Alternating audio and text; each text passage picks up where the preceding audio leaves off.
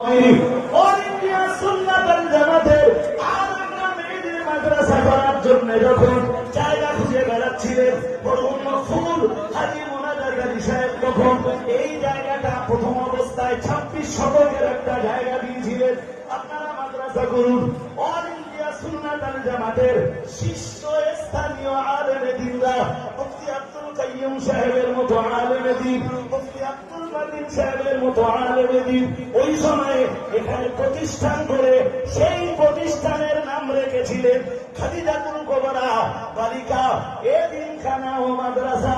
2002 সালে যে প্রতিষ্ঠান অল ইন্ডিয়া সুন্নাতুল জামাত তৈরি করেছিলেন, দেখতে দেখতে দেখতে দেখতে 2012 সালের পর থেকে এটা খাদিজা মাদ্রাসার 14তম বাৎসরিক মিসালের সালাত। ও বাবাজিরা ভাইরা, এর মর্ম এটাই আজ 13-14টা বছর অতিবাহিত হয়ে গেল, 13-14টা বছর কেটে গেল। খাদিজা মাদ্রাসার প্রথম গঠনের অনেক উন্নয়ন হয়েছে।